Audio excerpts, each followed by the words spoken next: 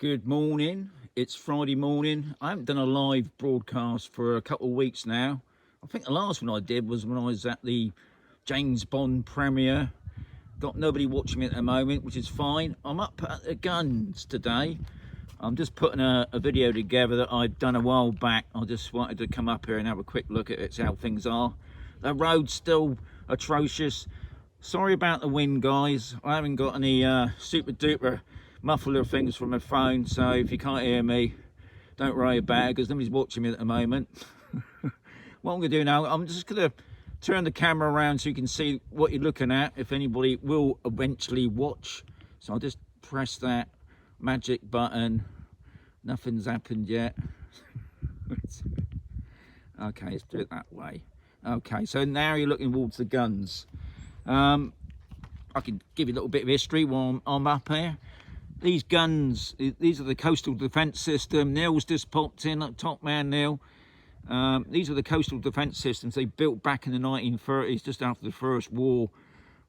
Spain was still not really at war with the US, but Spain was trying to, obviously, this is also before Yogi. Nice to see you, sir. This is well before Franco got into power as well. And the guns that you can see up there, if you can see it on the phone here, these were on a battleship, believe it or not. The actual guns were made by Vickers back in the UK, and I believe it was Argentina wanted to buy a battle cruiser, but for some reason they pulled out. But because they had already started building on the gun turrets, Spain got it for a bargain, and they placed these guns all around the Cartagena region because Cartagena was the main naval docks for Spain. Pretty important place for it, and it still is at the moment. They've got their submarines being built here as well. So it's pretty a major thing, but only that period. I think it took them 3 or 4 years to build. Getting the gun barrels up was a hell of a job. They had to use steam engines, and they built a track coming from down on the shore there. You can't see really. I can just swing it around a bit. You can make out there's a bit of a track. Anyway, it came up by steam engine, and they built these massive gun turrets up here. A lot of people call this the Disneyland place of Spain because I'll be putting a video together over the next week or so. But if you check out my playlist, you see, if you check Guns of Mazarrón or the Cartagena guns, I've done loads of videos on this place because it amazes me because it's been completely abandoned. The guns were never fired in jest. I believe the guns were fired for practice one time, but other than that, the guns were never fired. And believe it or not, there's 4 gun batteries up here. I've got Yogi again.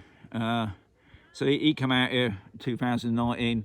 Amazing place to visit, and it's all free. You ain't got to worry about paying out any money. Your car park's a little bit small, but you can come up here, walk about. You can actually go down underground to see what's beneath the guns. You can go into like the engine room. There's 3 other rooms. So if you are coming here, bring a torch. Numerous people made holes in the wall. Yeah, wonderful experience. You could, if you wanted to, spend the whole day visiting them all. If I swing the camera around, there's another gun battery right up on the hill there. There's another one, believe it or not, as you come up. There's an old army camp. The army camp's been turned into a sort of a hiking place now. It's got a restaurant there, it's got places to accommodate. It's also, you can do yoga with horses. Great guy, nice food, I must say. But also there's a gun battery there. The guns have been taken from that one. The one I'm just showing him up the top here, they call this the Watchman's Tower. The Watchman's, now I believe that's where the anti-aircraft guns were at one period. But you can walk up there. You then, as you come down to this area here, you park your car just over here. You got parking at the top there. There's plenty of room here, but it's advisable to get here early. Well, a lot of people turn up in the evening as well. Can't bring your camper van up here anymore. But yeah, you can walk down to that gun battery. That's the two main big guns, and then further down you got another lot, and then further on you got, right at the end there, you got another small gun battery. Some amazing views. Today's not the best day, to be honest. Just over that way to the left there in the distance, I don't think you can really see it really, it's Cartagena. You will find ships parked out in the bay here waiting to be unloaded, because Cartagena also is not just a navy base, it's also a place for dropping off fuel. They've got gas and oil over there as well.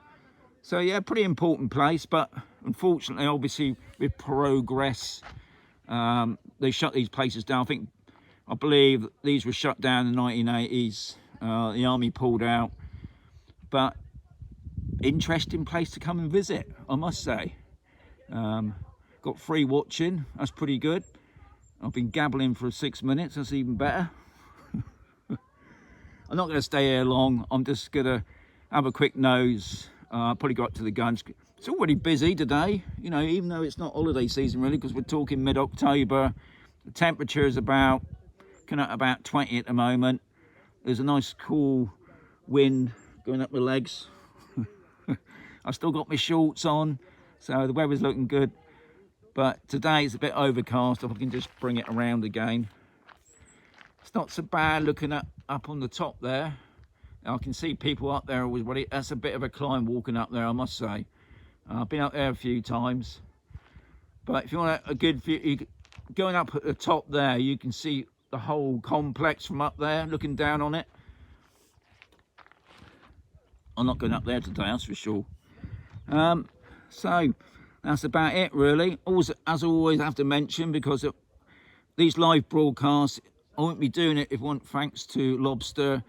If you look below this video later on, but any of my previous videos, there will be a link to Lobster.